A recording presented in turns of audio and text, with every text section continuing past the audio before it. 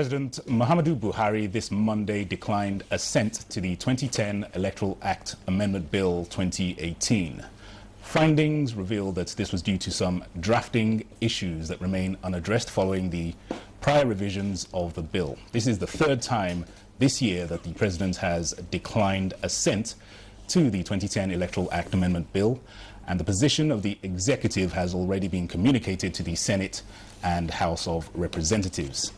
And with the 2019 general elections just around the corner, what does this portend for the polity? This is the outlook on Nigeria today. Welcome to the program. I am Dennis Adigunloye.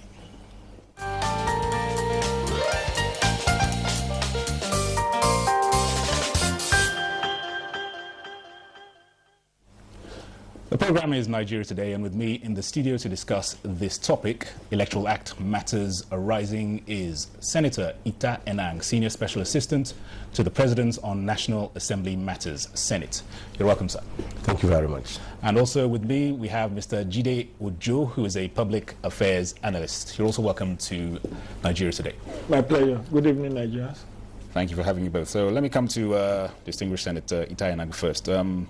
Obviously, I alluded to it in my brief introduction there, but what exactly led to Mr. President declining assent for the third time to this amendments bill?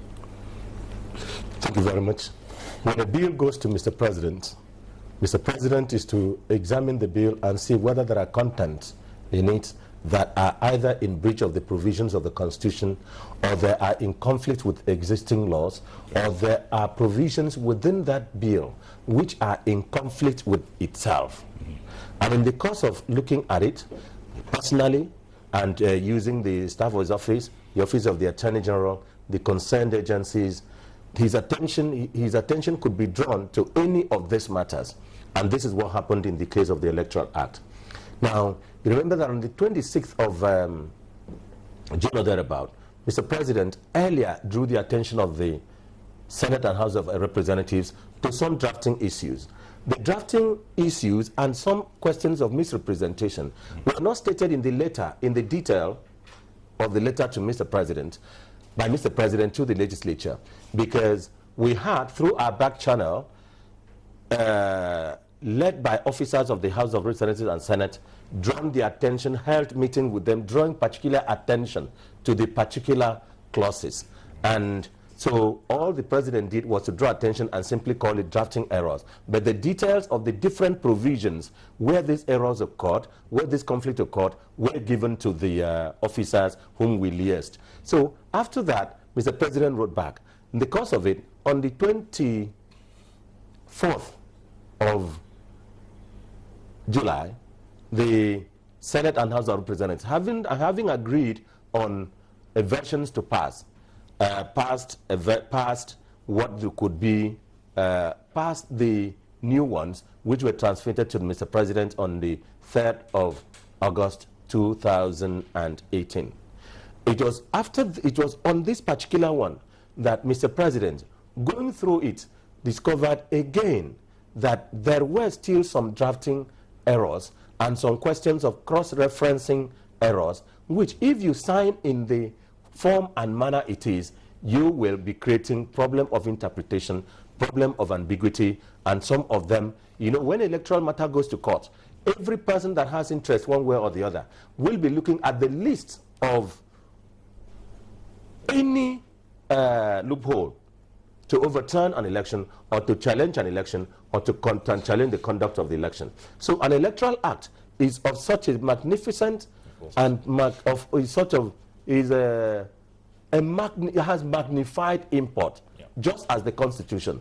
Therefore, Mr. President said, look, Mr. President said, you have to look at this again.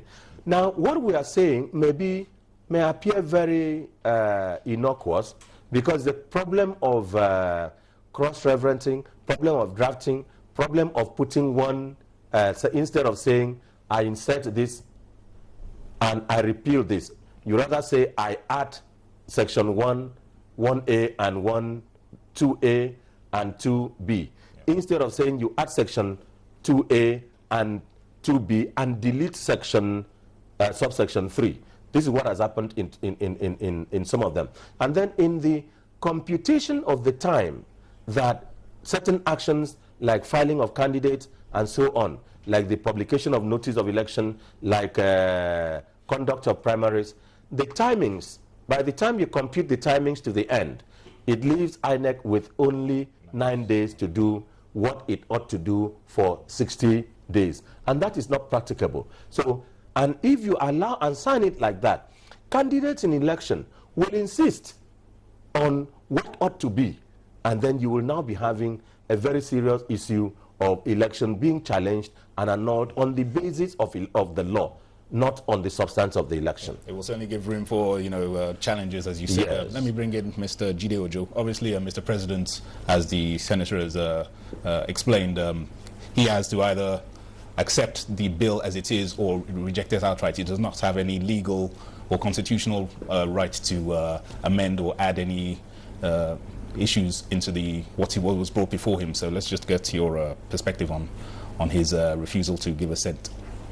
I've been on a media platform earlier today where I discussed this same issue, and my worry actually has been explained by distinguished Senator Itayena, because when I read his press statement yesterday,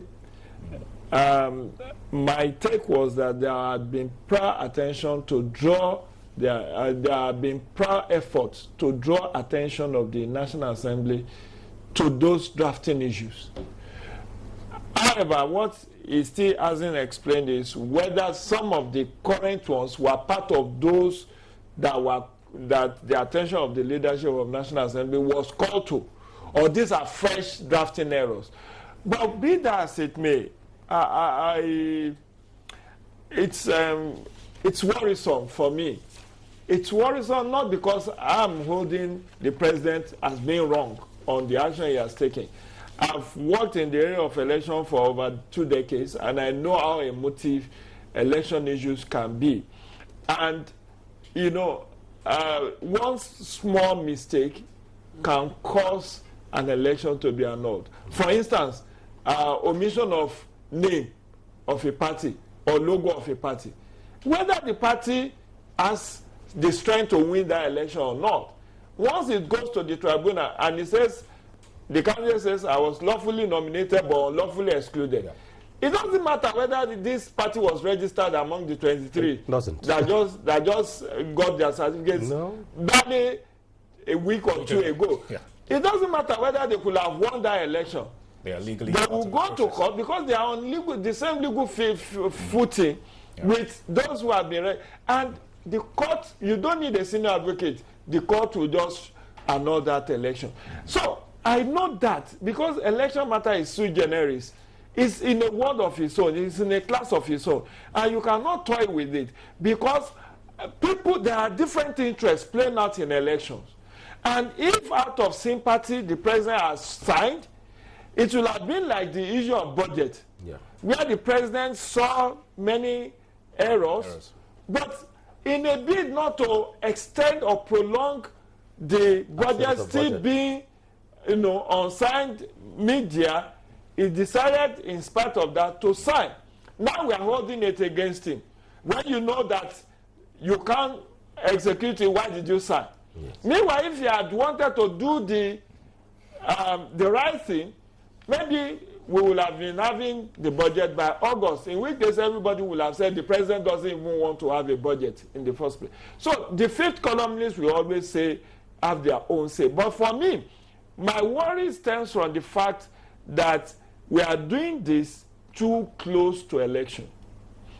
As it were, party nomination is about starting.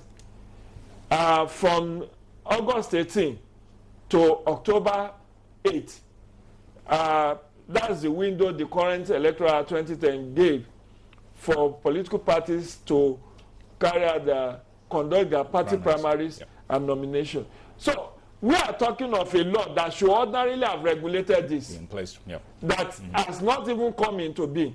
Okay. I have had the privilege of analyzing the draft of the bill. So there are 41 amendments. Many of these amendments are very crucial to deepening our democratic culture. The issue of smart card reader, which many have alluded to, but it goes beyond smart card reader. It is still this bill that lifted ban on the use of electronic voting, which has been banned by the National Assembly. It is still the same bill that recognizes, permanent voters card, because it was mentioned expressly. It's still the same bill that pegs nomination fee, which is tearing some of the parties apart. Yeah. Because the bill says you cannot charge more than 10 million for your presidential candidate, and the list is 150,000 for councillorship. But you can see some parties charging 12 million, 55 million. All the controversies will have been laid to rest if this bill has come into play, because then the legal framework will have been there to say you cannot charge ahead of this. And if you dare do that, some contestants will have gone to court. So there are 41 amendments. Many of them, look at the issue of Kogi, where a candidate dies in between election. That is still the same bill that takes care of it, giving it a legal footing. If you swear false affidavit to become a candidate, you stand the risk of not only losing your nomination, but your party will even be excluded from participating in any rerun elections. These are some of the noble provisions in this bill. And that is why I'm appealing that everything humanly possible should be done to salvage the situation. Thank you very much. However late it is in the day, we still are about 164 days to election. We can still do something if our National Assembly will act as statesmen. If they will just cut short their break and look at this issue of cross-referencing and some untidy drafting, it's something that could be dealt with in 1 or 2 days, and they can go back to their research after they have done the issue of funding of INEC as well as this legal framework, and allow the president to have to sign it into law so that it can become operational, at least for the part that has not been already taken over by events. Can still be operational in the lead up to 2019 elections. All right, Senator Inaga, obviously this, like Mr. Jide Odo alluded to, this is coming, some might say, late in the day. Yeah. What does the National Assembly need to do to hasten this process so that Mr. President can... The National Assembly definitely needs to reconvene to consider this. Because if it does not reconsider, it is not a matter that the Senate President or the clerk can correct. There are times that we have a situation where bills are forwarded and we discover that the problem is not what is contained in the vote and proceeding, but in the course of drafting, which is a question for the clerk, which he did. It is not one of the questions. It is a matter that relates to the votes and proceedings. Because as advisor, I had to take the votes and proceedings in order to see whether any of this can be salvaged. I took the votes and proceedings, which I have here, and then I took the version that was forwarded by the clerk to the president. I compared it and discovered that they were substantially the same. And the areas that Mr. President has reservation and expressed reservations does not have any problem of drafting, which is a misrepresentation of what is contained in the votes and proceedings. However, let me go to, so the National Assembly has to reconvene and consider it, because the Senate President and the Speaker cannot correct it. And even if the House sits and the House must sit and all of them look at it and in plenary, and the gavel goes and they approve the vote and forward it again. When we're talking of the late time being late in the day and that time is going, remember that the President has only 30 days, and the President has never kept any bill more than 30 days. But this bill started with the Constitution Amendment. The Constitution Amendment was concluded about a year ago, and tidied, forwarded to the Houses of Assembly, passed. But the Electoral Act only started live it had so many hearings and so on. It never got to the President until sometimes in April or May. The President did only 30 days looking at it. And you will raise a question whether the President had drawn attention to the current errors. Let me say that in Mr. President's communication, which I have asked the leave of the National Assembly to breach privilege, Mr. President said that he's declining assent to the Electoral Amendment Bill due to some drafting issues that remain unaddressed following the prior revisions to the bill, unaddressed, because he had drawn attention that you should address it, and we all sat and revised the bill. And what did the president, I have said, drew attention to we had a back channel, we had meetings, we drew attention to the clause by clause issues, and the civil society were represented. No, not at that stage. The officers of the presidency, the Attorney General, my office, and the National Assembly team were represented. That team is normally headed by the Speaker of the House of Representatives, being a lawyer, and he often heads the team. I don't want to say if he headed this one. Now, we normally draw attention. So, Mr. President, what Mr. President did, and I will read this letter since it had earlier been read on the floor of the Senate and House of Representatives. Paragraph 2 of President Buhari's letter of 26th July 2018 to the National Assembly. Sorry. Yes.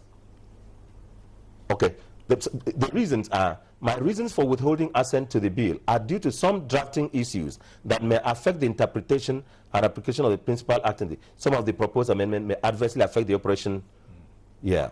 So Mr. President raised and drew the attention to this. All right, Senator, very briefly. And please let me also draw attention to the fact that I am glad that my brother Ojo has drawn attention to some important provisions in that bill, which if we don't pass it in time, may lead to very dangerous consequences. And on account of this, I will urge the National Assembly that, please, when you are sitting again to look at this bill, when you are addressing the issues that Mr. President has raised and the issues that you earlier saw, please, there are issues you must address now, because the timing, most of them have been overtaken by events.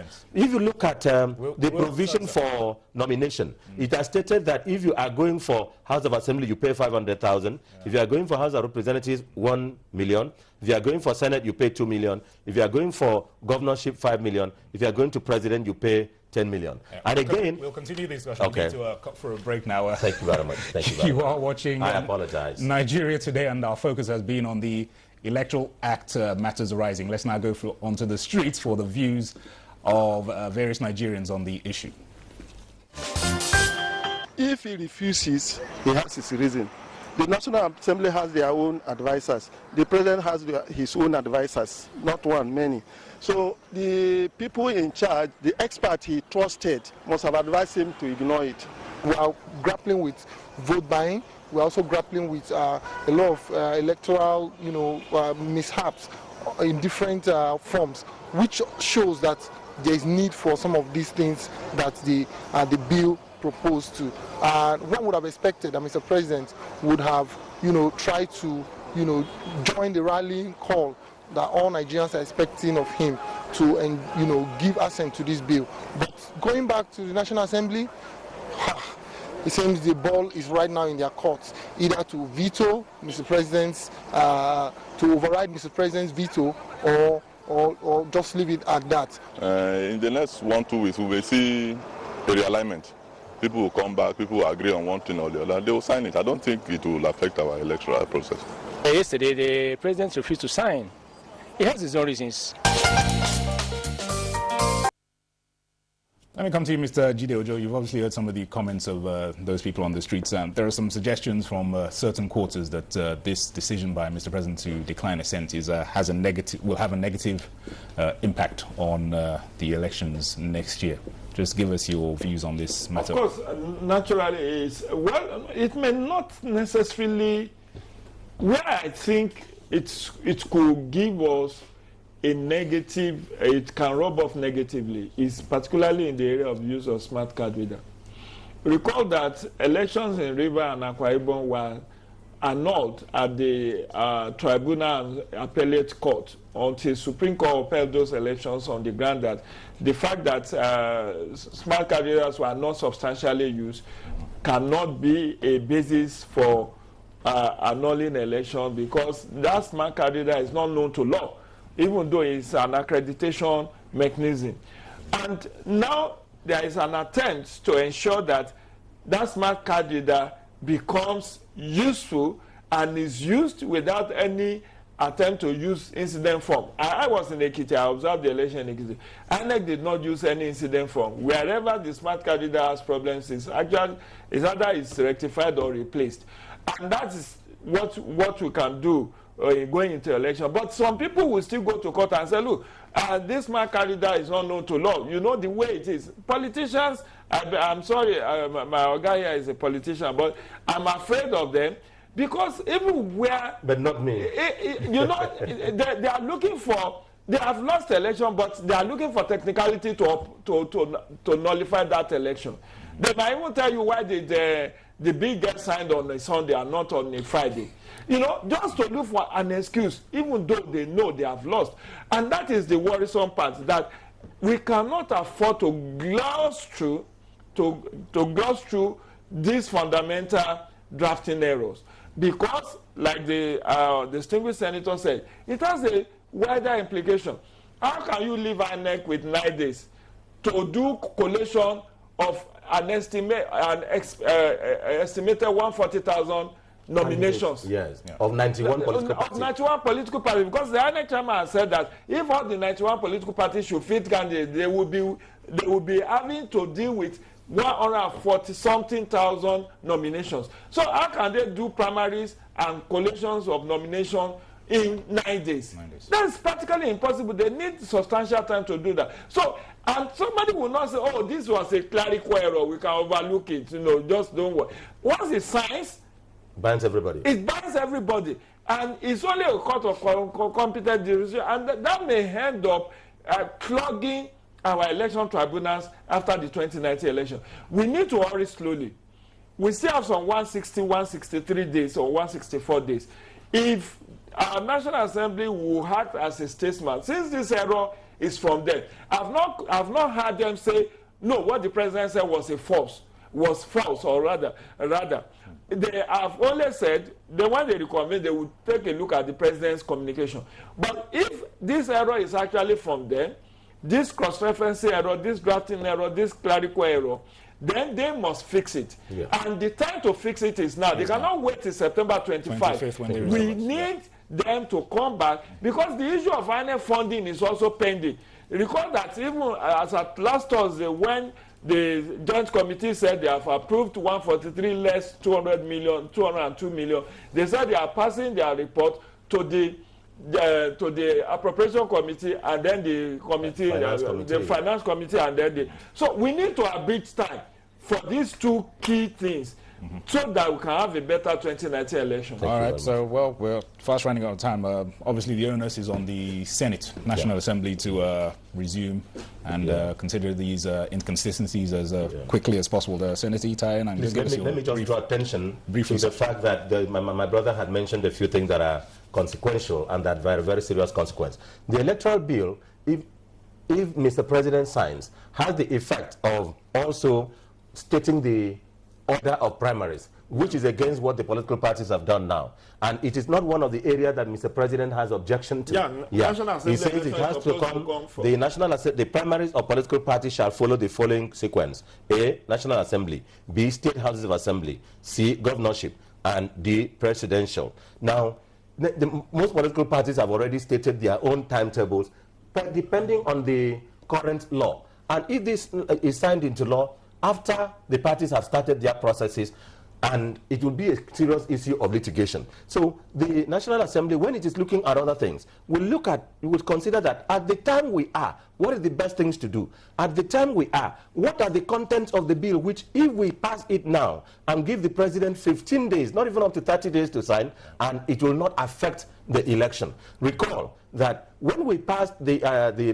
amendment on 2014, that allowed the use of smart card reader, we were very confident that it was well done and properly done, until we were shocked during the judgment the way that what we did was interpreted. Therefore, the legislature have to come back and consider it expeditiously. All right. And I'm praying them to please listen to Nigerians. Time is of the essence, and the National Assembly needs to resume faster. Distinguished Senator Itai Nang and Mr. Jide Ojo, we thank you for your comments. It's a pleasure. That brings us to the end of today's program. We want to appreciate Senator Itai Nang and the Senior Special Assistant on National Assembly Matters, Senate to the President, as well as Mr. Jide Ojo. public affairs analyst. Thank you for your insights, and thanks for coming. Very welcome.